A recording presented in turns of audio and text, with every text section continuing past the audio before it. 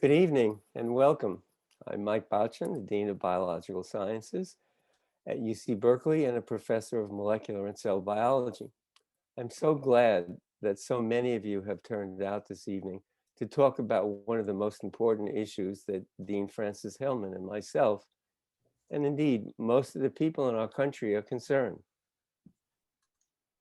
A reconciliation between our aspirations as a democracy in contrast to our racist history and being able to move towards a more just, equitable, and inclusive society. Tonight, we will focus on issues where we want to be leaders, improving the representation of and the experience of underrepresented minority students and faculty in our scientific areas.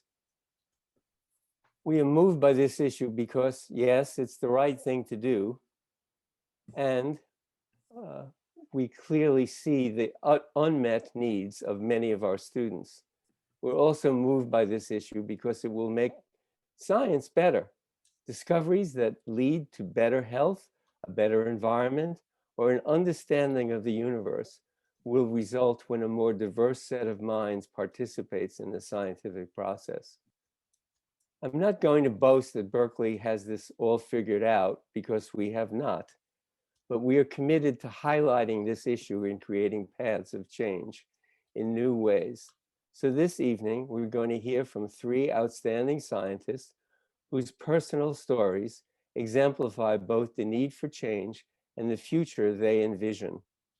Our moderator this evening is Colette Patt, the Assistant Dean for Diversity, Equity, and Inclusion and Access in the Math and Physical Sciences Division. She leads efforts across the division to increase diversity and achieve equitable outcomes at the undergraduate, graduate, postdoctoral, and faculty levels. Her scholarly work focuses on academic life, identity, race, ethnicity, gender, socioeconomic status, disability in higher education, and institutional change. She herself is an alum from Berkeley with a BA in English and Women's Studies, and Colette has a PhD in social and cultural studies in education. Colette leads a group within the MPS Dean's Office, working with departments, faculty, staff, and students across the campus to increase the number of women and underrepresented students in the physical sciences at Berkeley. Over to you, Colette. Thank you, Mike. It is such a pleasure for me to play a role in today's event. As someone who spent her entire career studying, planning, and implementing solutions to improve diversity in higher education, I'm excited about the ways in which my colleagues are pushing the boundaries and challenging the barriers so that we can increase diversity and achieve equitable outcomes. To ground us all in understanding how large the barriers are and how high the obstacles, I'd like to offer a few overarching statistics. In the United States, about a third of the population is Latinx, Chicanx, Indigenous, or Black. In California, it's about half the population. Yet, when we look at the undergraduate level nationally in the science, technology, engineering, and mathematics fields, the percentage of students from these groups who receive bachelor's degrees is only about 20%. As we progress through the educational system, that percentage declines, such that at the PhD level, the share of degrees going to students from these groups is closer to 10%.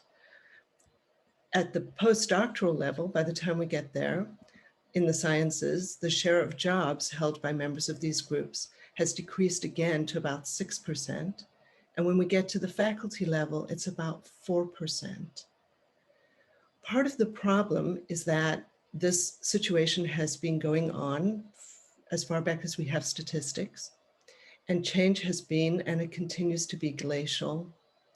The increase in the share of PhDs awarded nationally to Black, Latinx, Chicanx, and Indigenous students combined, in all fields combined, increased by only 1 percentage point between 2010 and 2019. That's just impossibly slow. If we step back and we look at any single discipline, we can see the profound impact that this has on the lived experience for all of us in higher education. So I'll take physics as an example, since I work mostly in the mathematical and physical sciences. In 2019, which would be a typical year, about 1,900 PhDs were conferred nationally. Of these, almost 900 went to non-US citizens, and about 1,000, a little over 1,000, went to US citizens or permanent residents. Of those, 84%, 860, went to white Americans and permanent residents. 9% or 92 went to Asian Americans. 4%, 42, went to Latinx or Chicanx scientists. And 9, which is 1%, went to Black scientists. The other 2% went to other citizens that didn't name their ethnicity. These are statistics from the American Physical Society. And it's noteworthy that there were either none that went to Indigenous scientists in that year, or the number was so small that it was not reported. If we drill down further into subfields, we can see yet again how this influences the experience for scientists and for all of us in the scientific community. For example, in particle physics, 254 new PhDs were minted in 2019, but of those, only one person is Black. The implications for the postdoctoral level and the faculty level and the feedback to the undergraduate level, are startling. Today in this panel, what we hope to do is show you that behind these statistics, the programs and the solutions that we come up with are real people. The stories are really vitally important, and they help us set our direction forward. Our speakers today, Diana Bautista, Charles Brown, and Tyrone Hayes, all came to science on different paths, but they have important shared themes in their stories, which I think will become apparent to you as they speak. Their stories include obstacles and barriers, and they also include the passion for science and discovery that drives so many scientists forward, as well as key opportunities that were vital to them in persisting. I'm now going to turn to Tyrone, Diana, and Charles to tell their science stories and their stories about their journeys to science, how they became biologists and physicists, and to tell us a little about what underrepresented students most need to thrive at Berkeley. I will first introduce Diana. Diana Bautista is the class of 1943 Memorial Chair and Professor of Cell and Developmental Biology. Her interests include understanding mechanisms underlying the sensations of itch, touch, and pain, as well as the fascinating intersection of the nervous system with the immune system. Diana, tell us a bit about your experience with diversity initiatives and your research. Great, thank you so much. Let me share my screen here.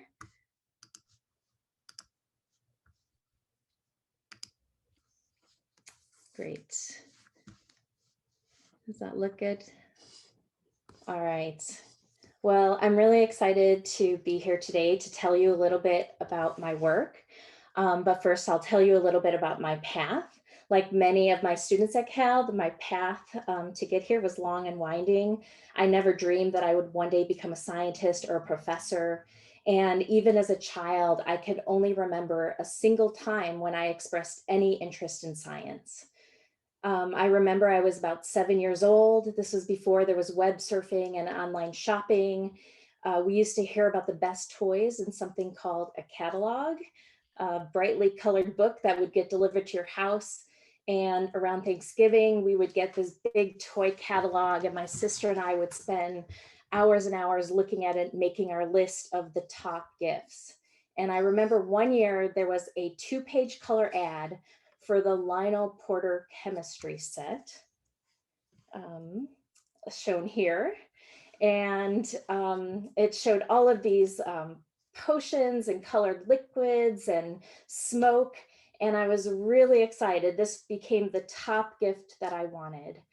And I told Santa, I told my parents, anybody who would listen, I talked about this chemistry set.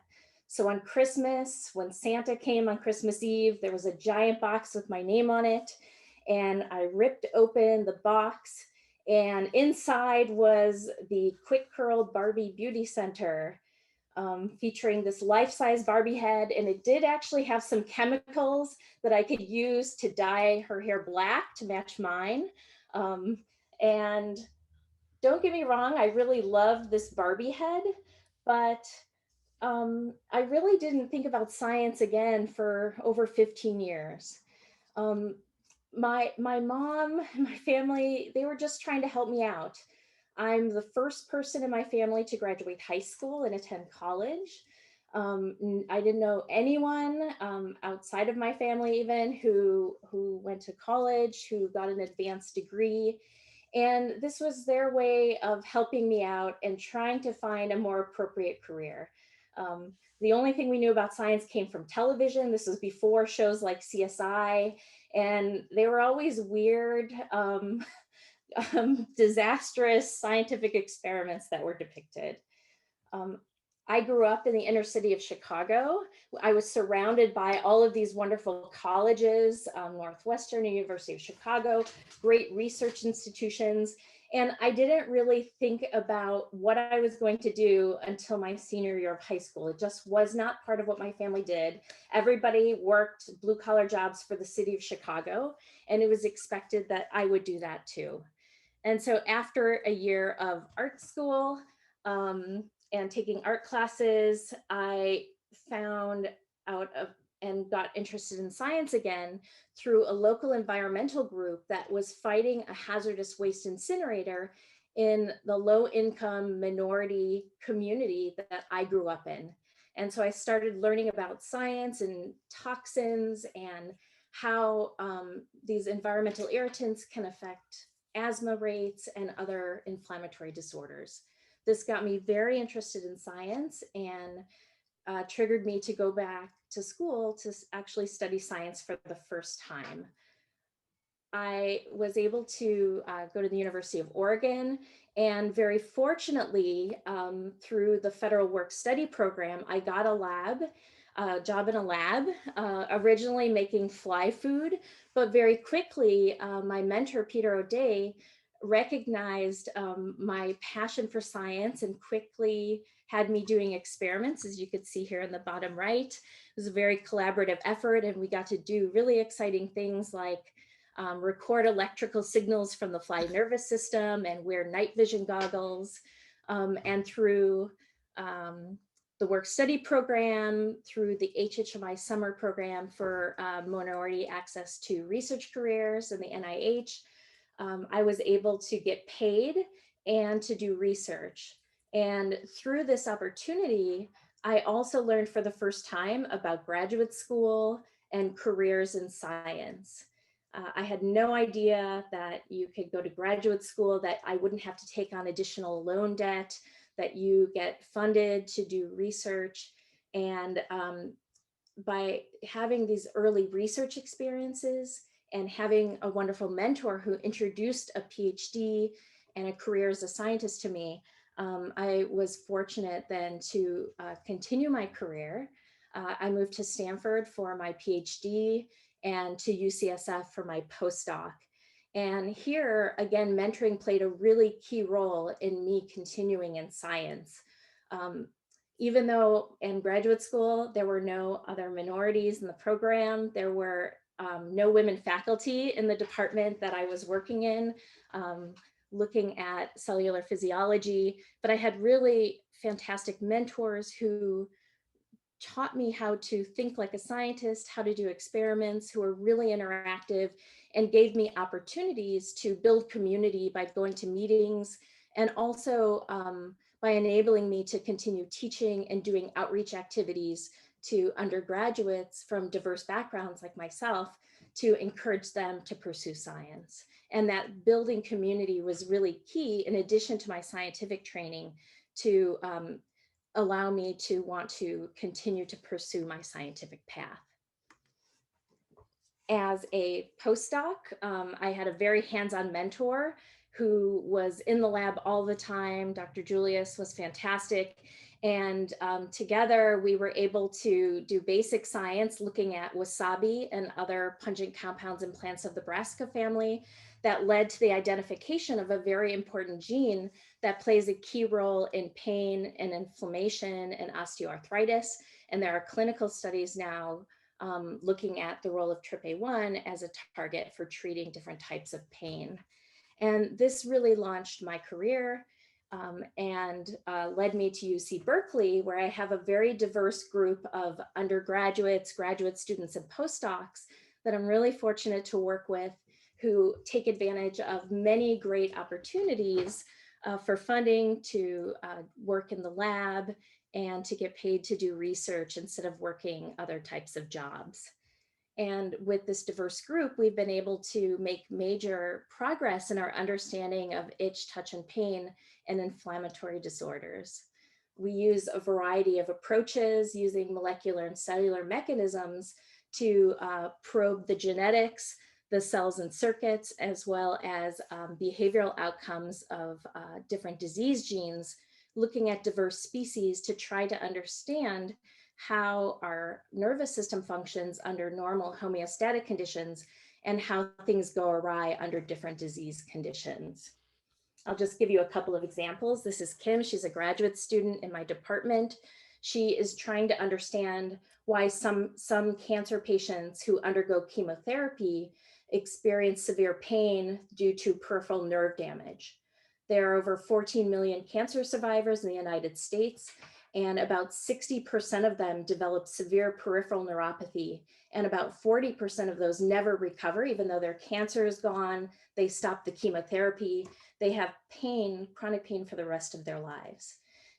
She's using a mouse model that also show, like humans, some display these pain phenotypes in response to chemotherapy, and others don't experience any nerve damage. And she's using genetics to understand what makes some individuals susceptible while others are more prone to developing chronic conditions. This is Sonali. She is a neuroscience graduate student. She is using her expertise and our lab's expertise as a neuroscientist to understand how our nervous system contributes to airway inflammation related to COVID-19. And we now know that it's really the interaction between epithelial cells, neurons, and immune cells in the airways that drive inflammation, but very little is known about how these different neurons of our nervous system interact in the airways to drive airway inflammation. We know it plays a key role in under normal conditions, and Sonali is trying to understand how things go awry and what are the disease genes that contribute to airway inflammation. So overall, our approach is to study basic science using a diverse array of approaches to try to identify novel disease genes that underlie a variety of different pathogenic conditions. And we do this by building very diverse teams within our lab and our larger community. Studies have shown that diverse teams that are inclusive, that promote community building, working together, teamwork, and collaboration give rise to the best work. And this is really our model. We need to build a STEM community that's inclusive, that gives everyone equal opportunity to succeed. And only then can we make major headways in our understanding of science. And we have a variety of core principles that we try to teach: inclusive behavior, promoting diversity, and equity and justice, so that everybody has equal opportunity to contribute and advance our scientific endeavors. Thank you. Thank you so much, Diana.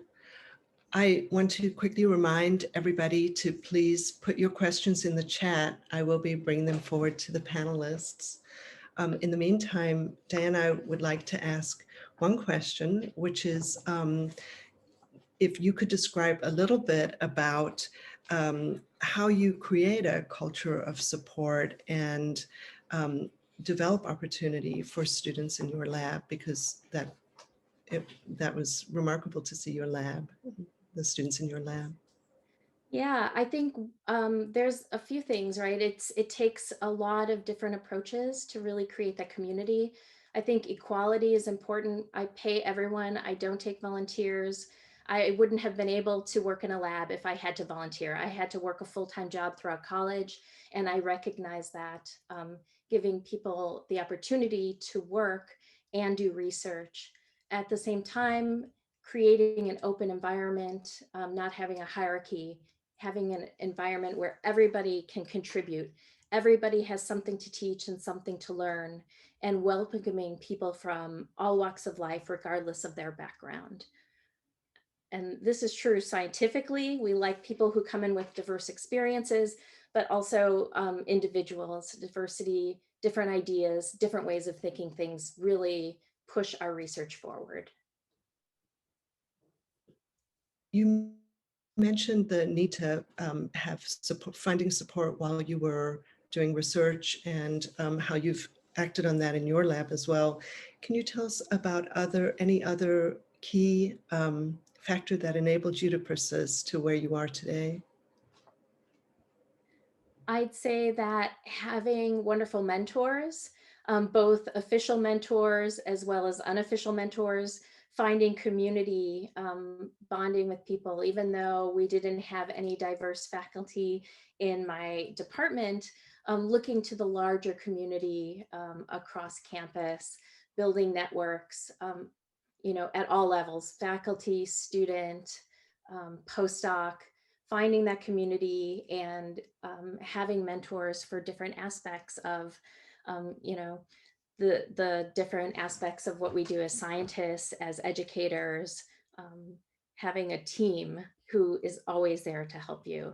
And I think that sometimes students don't know how to do that. And we have a lot of great programs to help build community, to provide funding opportunities for research, and also to allow networking when that doesn't sometimes happen organically.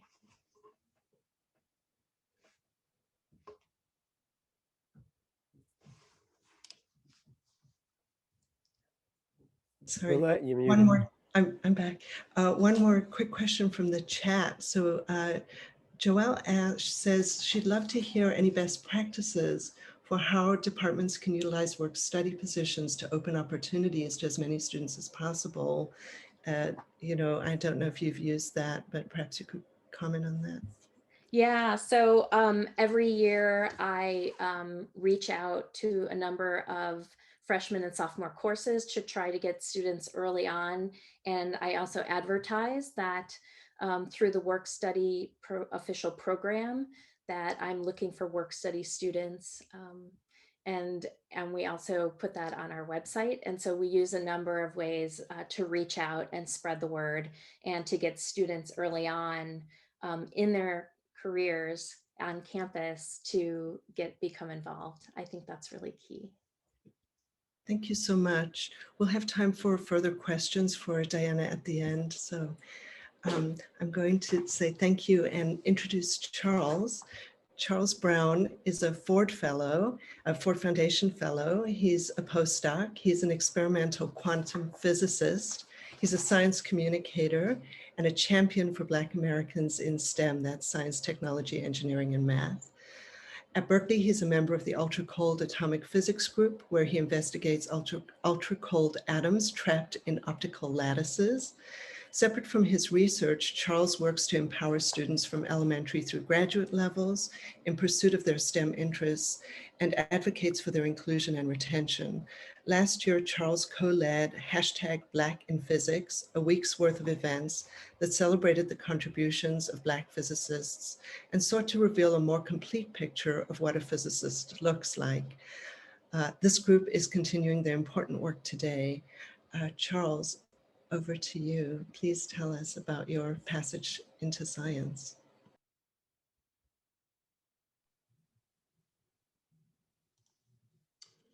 Great, thanks, Colette. 1 second.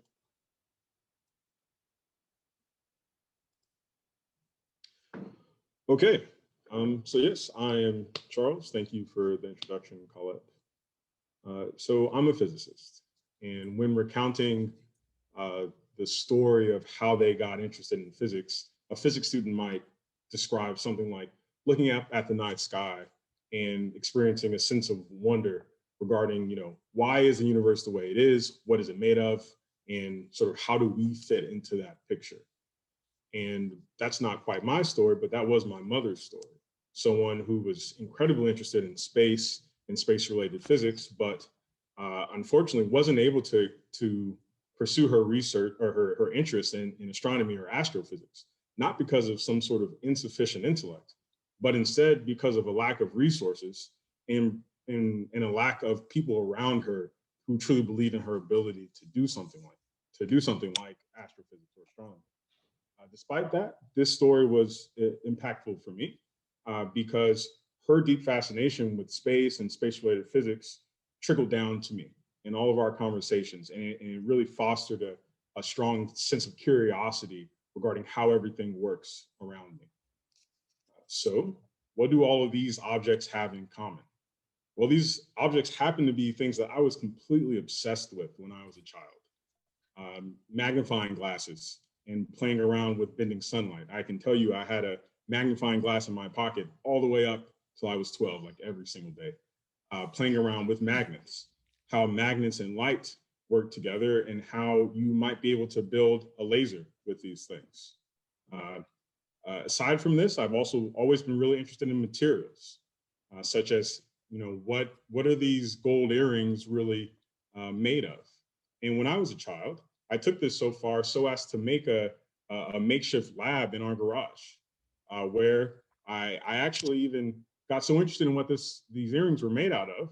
I dissolved them with acids, and I figured out how to use electricity to basically plate any kind of metallic object with gold. But this is the kind of thing that I spent a lot of my time as a child doing. And despite the fact that I've sort of always been a scientist, I've always wanted to be a scientist, long before I even knew what that meant. Along my trajectory from then until now, I've had to deal with a lot of difficulties, similar to a lack of resources or a lack of support from people who actually believe in me in a similar way to how my mom did. And so this has been a constant theme, I would say, since I was a child, even up until now. And my story starts in Las Vegas, where I was raised. So I'm from Las Vegas, and after my high school, my large high school, 4,000 or 5,000 students that didn't have the funding to keep AP classes, I went on to wrestle at a college in Northern California. I was a college wrestler. I was very into this at the time. And after a couple of years, that didn't quite work out, and I decided to just focus on my academic career. And so I ended up at the University of Minnesota, where I did my bachelor's in physics.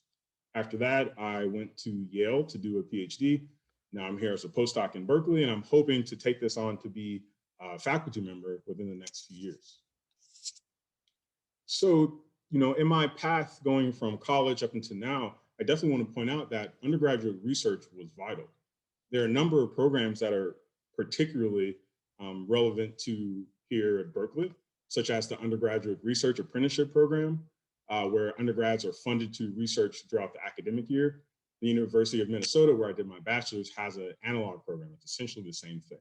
And that was actually how I got my first research experience in the lab of my first quantum physics professor. And at that point, I was hooked on physics, and I knew I had to be a professional physicist. There are other programs. Diana mentioned this one, REU programs, Research Experience for Undergrads, which are federally funded by this federal science funding organization, NSF, where basically undergrads are funded to work for a summer, some sort of 10-week program where they can get some research experience. And there are other important programs such as like Berkeley Surf that are sort of maybe modeled after this, or even department-specific programs like in the physics department here at Berkeley, the Pi Squared Physics Innovators Initiative, all programs that give undergrads opportunities to do research. So why is this so important to me? Well, because it gives researchers, undergraduate research, an opportunity to shine. It gives them an opportunity to show themselves who they are and what they can do, and show other people who they are and what they can do. And this is immensely important for the development of scientific identity. You must develop this identity if you actually want to become a professional scientist. Now, my research experiences in undergrad led to me getting a really great position in my graduate program at Yale with Professor Jack Harris, where I was able to do a bunch of really, really cool experiments with a very special state of matter called superfluid. So superfluid is, again, a very unique state of matter characterized by its ability to flow without friction or without viscosity. And in my PhD, I built an experiment where we could levitate a drop of this superfluid. It's superfluid helium. And we levitated with very, very powerful magnets in vacuum. And I thought this was a nice opportunity to show a video of the special state of matter. Usually people don't get to see states of matter outside the typical solid, liquid, gas, or plasma. And so I have a video for you. In this video, this is a mirror. This is also a mirror. And in these mirrors, you will see a reflection of what is in the middle. Okay. Bear with me while this video plays.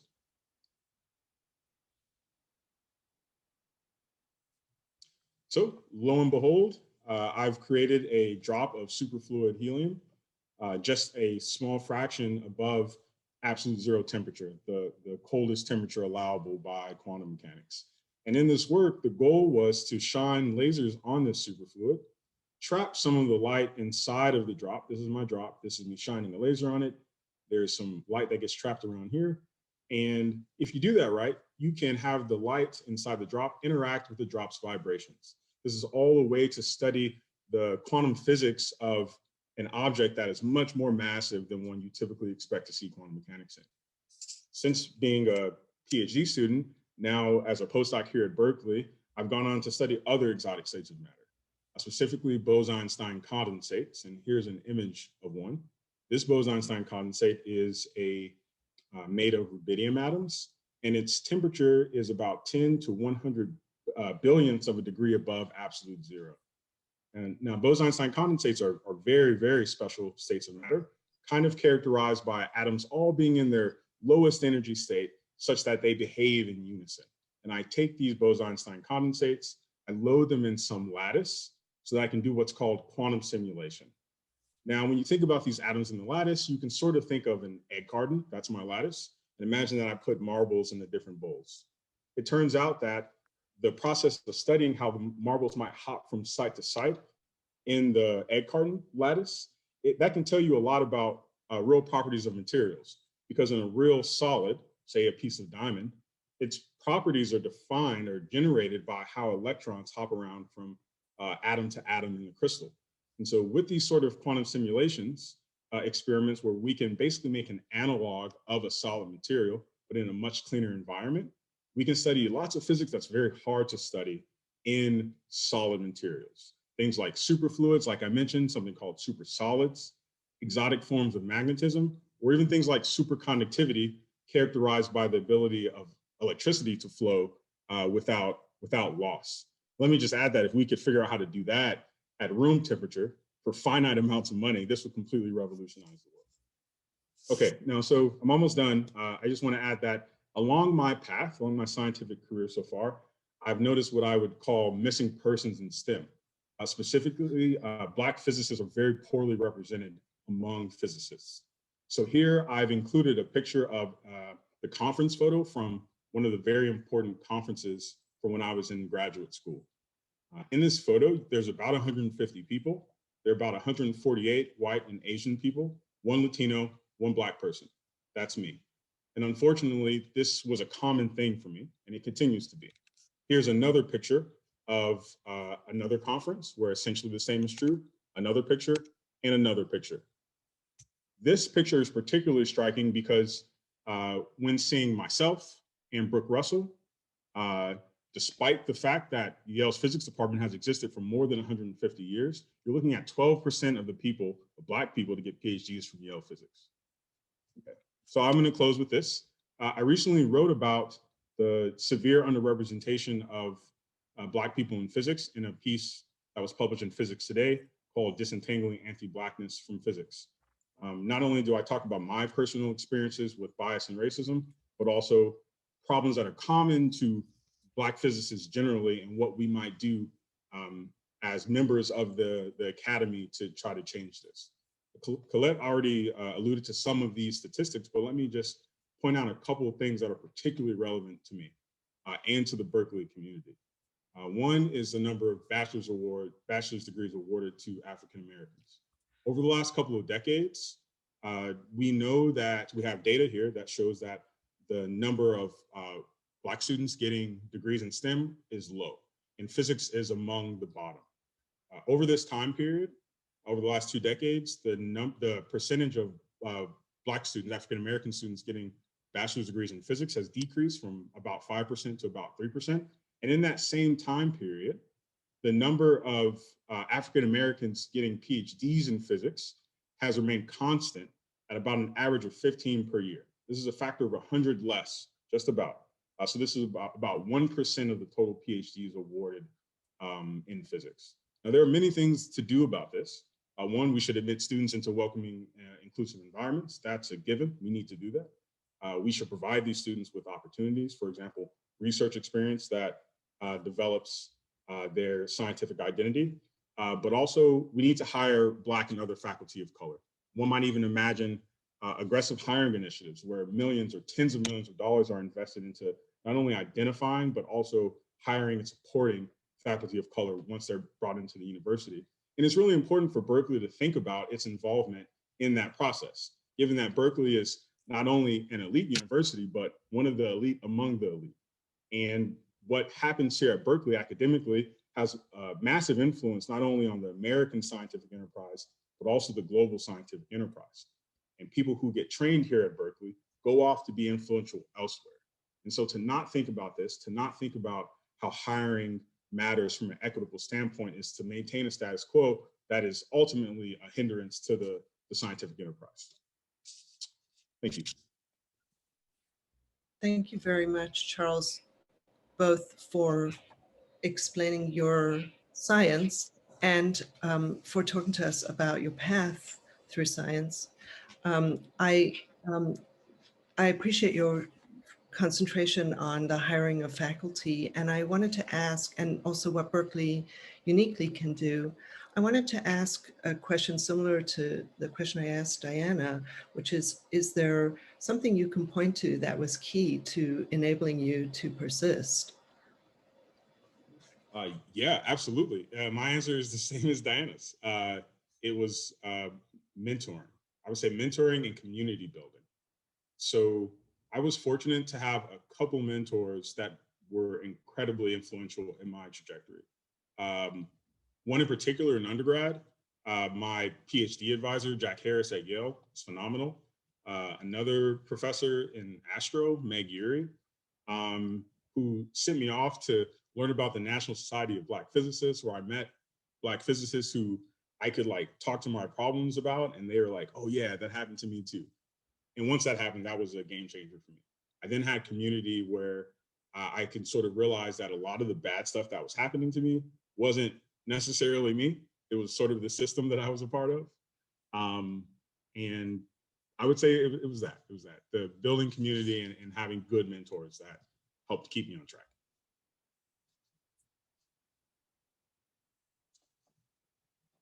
Thank you very much. I wonder if you'd like to take just a minute to tell us about hashtag Black in Physics, and if you'd like to explain more about that. Sure, yeah, I can do that quickly. So Black in Physics, hashtag Black in Physics was a week of content on Twitter, effectively a small program. And the goal of the program was to build community among people who don't often have it.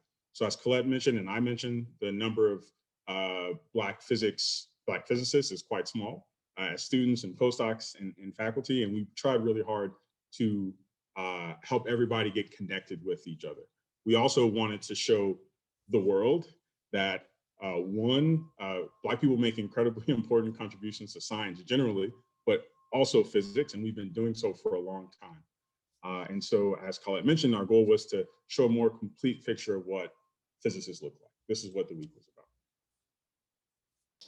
Thank you so much.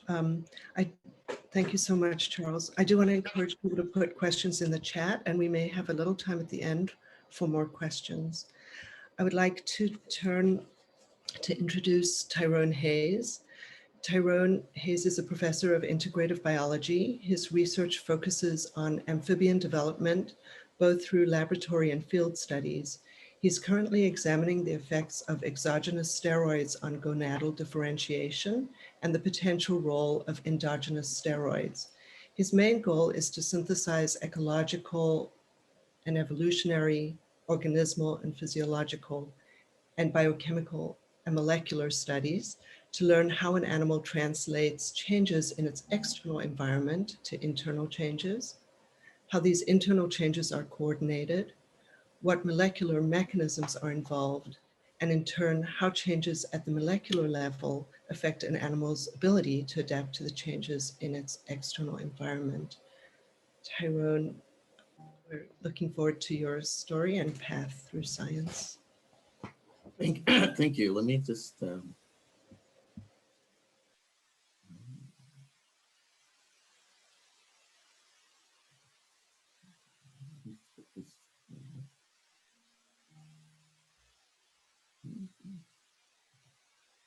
sorry, I'm having trouble finding my PowerPoint. No worries.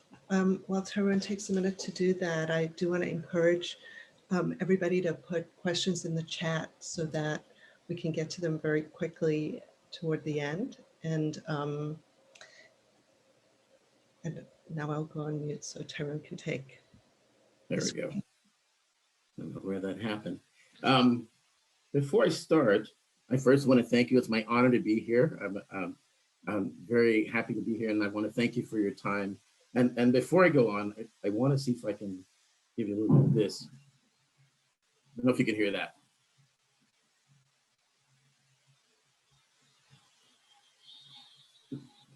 That, it's okay if you can't hear it.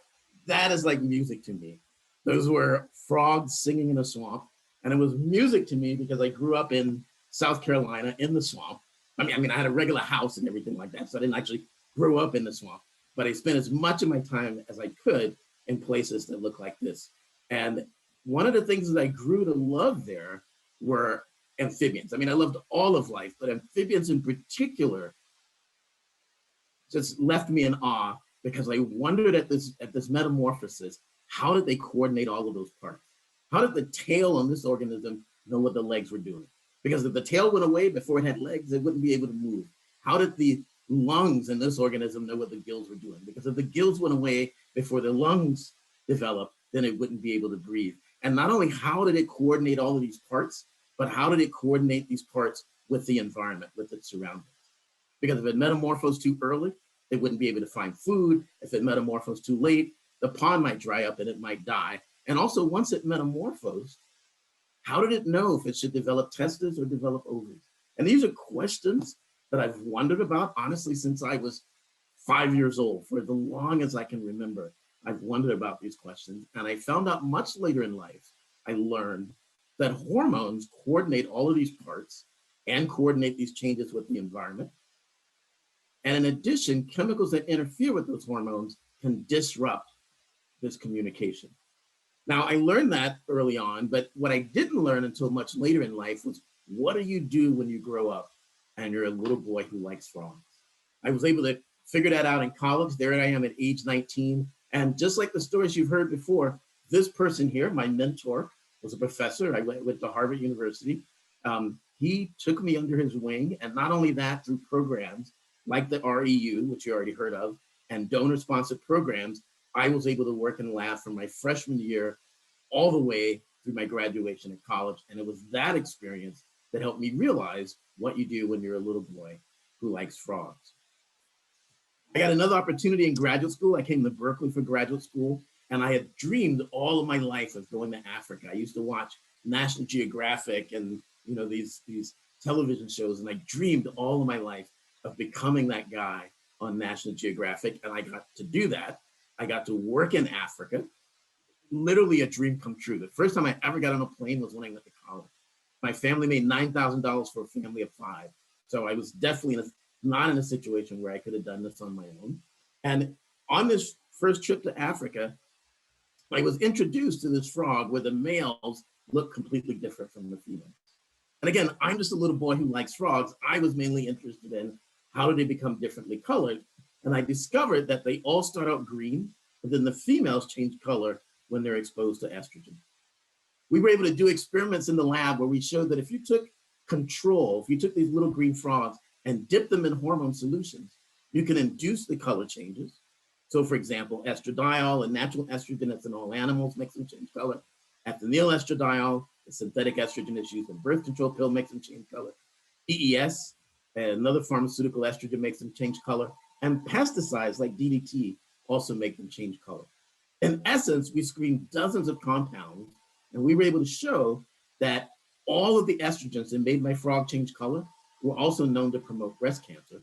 And what's more, is we were able to show that if you expose these frogs to tamoxifen, a drug that's used to block estrogen, treat breast cancer, then we can also block the color change. So we patented a little frog that we could use to not only detect compounds that might promote breast cancer, but also to detect compounds that might be used in the treatment of breast cancer. With that, we started doing more studies that looked at environmental chemicals and how they affect frogs.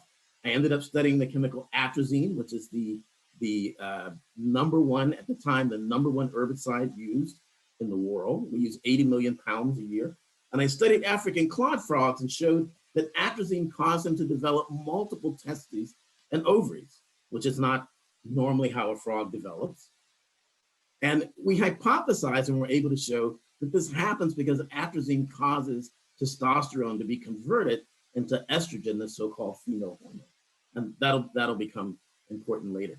We've now shown that some of these animals, when they grow up, so these are PCR that we use to genotype animals. So this gene, this band only shows up in females. And so when we grew these animals up, we were able to show that some of these animals, even though they were genetically male, completely turned into females and laid eggs. And in fact, you might not believe this, but we're actually about to publish a paper right now, submitting a paper on the great-great-grandchildren of those eggs to look at long-term multi-generational effects of atrazine and other chemicals on these frogs.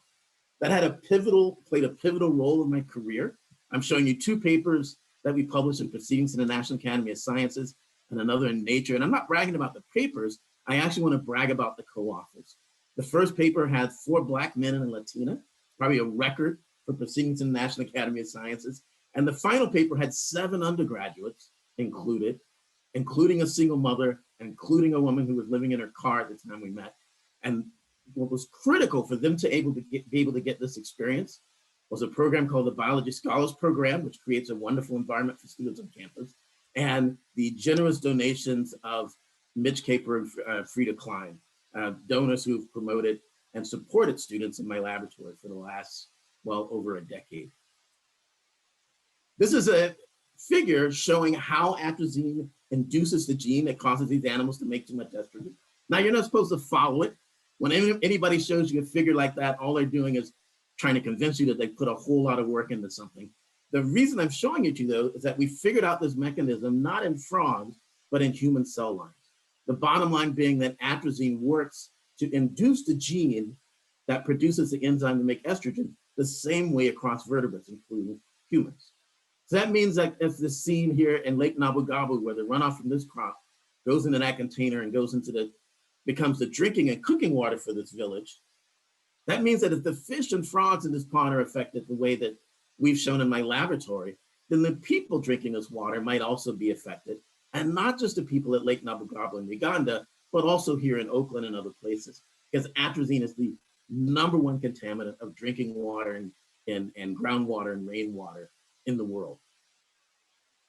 I won't show you all the details, but here's a study showing that if you get pregnant during peak atrazine contamination, you're also more likely to have birth defects. And some of those include genital malformations that are very similar in terms of the mechanisms and types of effects that we see in frogs. So I think my love of this aquatic organism as a little boy who likes frogs has taught me a great deal about this aquatic organism. We know that developing fetuses, including human fetuses, depend on many of the same steroid hormones that make frogs do. And we know that the amniotic fluid that your children, should you choose to have them, will be exposed to over 300 synthetic chemicals before they leave the womb, most of which we have no idea what they do. This has introduced a little boy who likes frogs to terms like environmental justice and environmental racism, because most of the people exposed to these agrochemicals are, of course, Latinx individuals And I've had a wonderful experience working with an incredible diversity of students of all kinds of diversity, but important for me, especially students who are the children of farm workers. And it's given me a completely different perspective as a little boy who likes frogs to be weighing out and diluting microgram amounts of a pesticide to study its dangers. And to have students stand back and say, wow, my parents were sprayed with hundreds of pounds of that.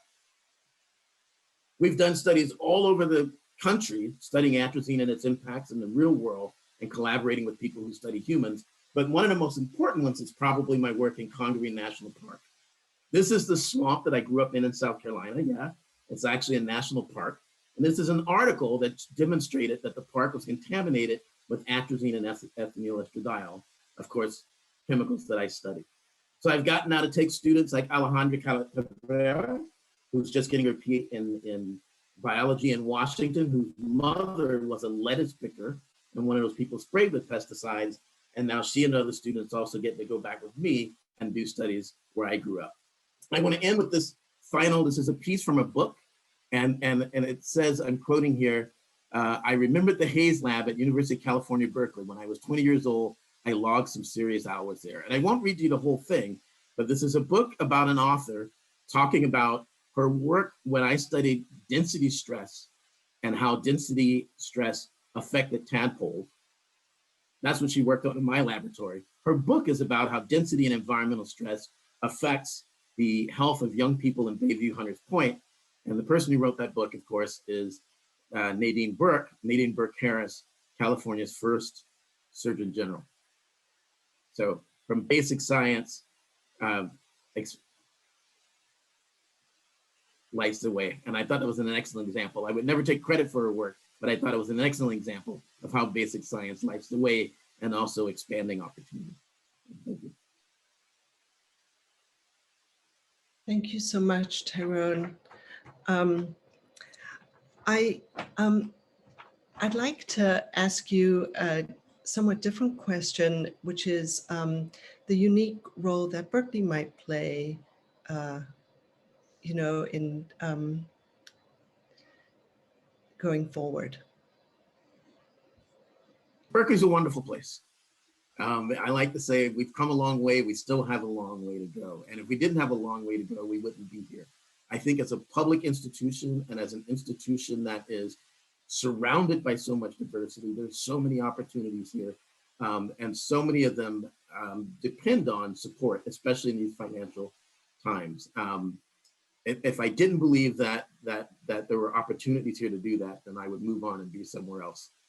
So I'm very excited to be here and be a part of and take part in moving Berkeley forward in the future. And I wonder if you could comment on what's needed to advance scientists of color to faculty levels. I think in terms of development, we need, I'm going to say the same thing you've already heard. We need mentors. We need people who are understanding. We need people who can, for example, I can't relate to a young Vietnamese woman who's the youngest of 12 and but there are a lot of ways that we can connect. There are a lot of ways that I can connect with people who haven't had my exact experience. We need better recruiting. We need to continue to work on climate. I'm on a committee now that's addressing some of these issues, and some of our young faculty now are saying one of the things that we really need is better housing. That people move here to Berkeley and they can't buy a house, they can't, can't afford childcare. So we need some type of infrastructure to help there as well. Those are the things that come to mind. Mm-hmm. We have a question in the chat. You mentioned the Biology Scholars Program, and that was mentioned a little earlier as well. And the question from Michael Manga is, does the Biology Scholars Program translate to other sciences? I do believe there's some other programs. I might not be the best question to answer that. There have been some other programs that I'm less aware of. Yeah, I guess one question you might answer is, are some of the practices in Biology Scholars Program instructive for other sciences? Oh, that I think for sure. I think Biology Scholars Program provides some funding, but I think the main thing it does is it provides a community. And I say that because I've been here longer than the Biology Scholars Program. And part of your ability to speak up and participate in class, for example, depends on you knowing that somebody in the class has your back. And if you're the only Black student or the only Latinx student or the only Native American, you're less likely to do that. Biology Scholars Program created a family that allowed students to, not just develop study groups, et cetera, but to give students the confidence to do those kinds of things. And I think that's the main role of programs like that. Thank you so much. Thank you, Tyrone. I'd like to ask a question that any of the panelists might choose to answer. I think we only have time for one or two. But we have a question about the importance of mentoring and what we might do to promote good mentoring with our faculty. Any suggestions you might have there?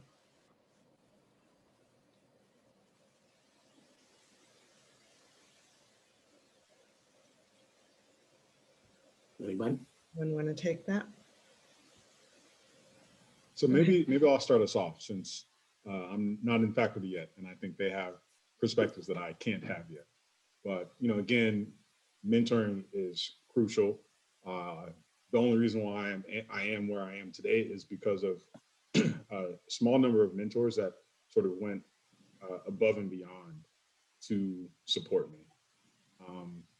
Regarding like how to help faculty be better at this, well, I might be overstepping my bounds, so hopefully the faculty can step in here, but I think maybe incentivizing it more.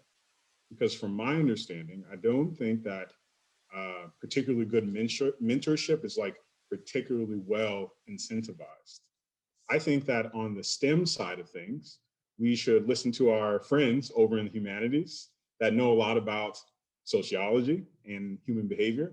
And I think if you think about the problems that they think about, and if you listen to them, you will find that things like good mentorship and treating people well and building them up has a lot of really important impacts on doing good science. And maybe like framing mentorship in that way, maybe that's helpful. Maybe that provides good incentive. I don't know. I think one of the concerns is when there's so few people, and just being able to pay attention and get to everybody that you need to get to, while at the same time having the mentor students and having students come to you, and it's a big burden. And so I think part of it is getting a large enough and a core group of people. And I know we had it as a graduate student, we self-formed something called Sciences of Color, where we can chat with each other and talk to each other. But there were enough of us across departments that we could do that. And I think it's hard to get in a place where there's enough that you can make the time and do it. I don't know, Diana, what you think? Yeah, and I think we need to have more diverse faculty who can serve as mentors. We need to have mentor training programs for faculty. And there are a lot of great programs out there that are available that we can take advantage of, that have proven track records of working, and having formal mentoring assessment, and having more diverse mentors, I think is the three-pronged approach that we should be taking.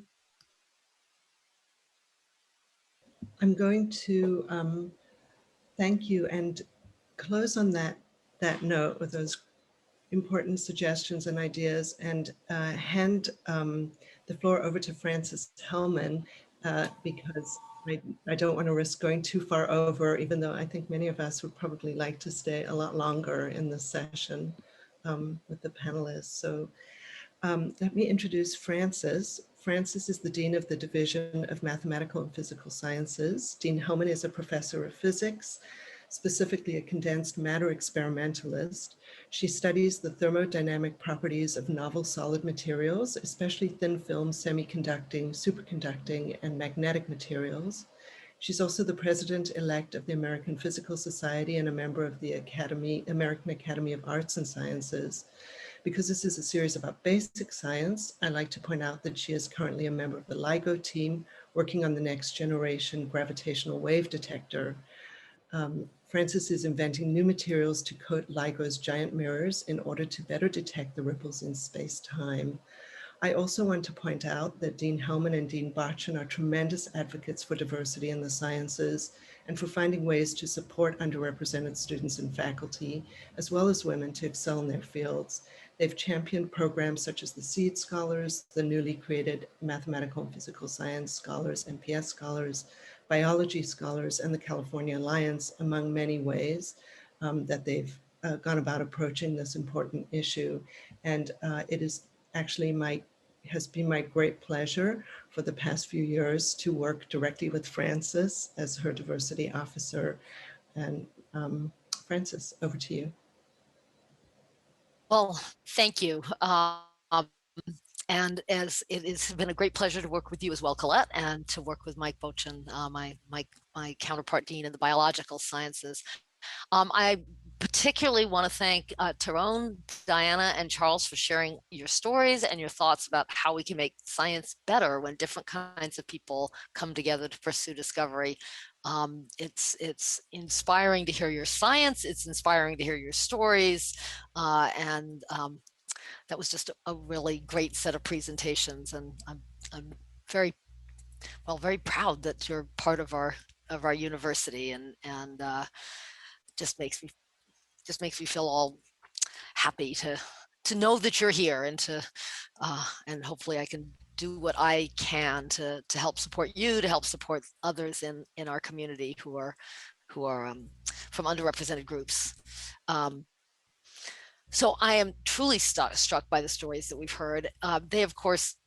They really confirm what we already know, that students, postdocs, and faculty need a community to excel. It's, that this notion that scientists work in isolation, just thinking of brilliant thoughts, is not the way it works. You need a community. That community can take many forms. It can be a research group, a student cohort, study group, one-on-one mentoring. Can even be that you yourself are the mentor for other people. So there's many ways of forming a community. Finding intentional ways to help to build and support these communities is key to what we're all working on. So I want to say a special thank you to our alumni and friends for gathering tonight. Tonight's event is intended to shine a light on the issues of othering and belonging, but this series of science talks more generally including tonight's talk, helps to convey the importance of basic science. And I hope you could appreciate the balance that these three people all brought, that their science was fantastic and paradigm shifting. And so it's a joy to get to listen to people talk about that. Basic science has, of course, been one of Berkeley's great strengths for over a century. And I will just ask you to envision how much greater it could have been and can be when we provide access and support to people of color, to first-generation students, and to women. How many Jennifer Doudnas, C.S. Wu's, David Blackwell's, Diana Bautistas, Charles Brown's, and Tyrone Powers, how many did we miss? How many over the past 100 years did we miss? It kind of breaks your heart to think about it. At least it breaks my heart to think about it. So many people that we missed. So we just have to commit to doing better in the future. We appreciate your support and your interest in helping Berkeley to do better. In our follow-up email, we'll provide resources to learn more about the research of Diana, Charles, and Tyrone, as well as information on our programs that promote diversity, equity, inclusion, and belonging. As with all things, we think that Berkeley is the place to lead these efforts. So if there's anything you want to learn more about, if you'd like to support our work, for which there is, of course, a deep need, please be in touch with us. We absolutely want you to be part of advancing basic science and discovery, and to providing opportunities so that everybody can participate at Berkeley. And so with that, I will sign off with a fiat lux, and have a good evening, everyone.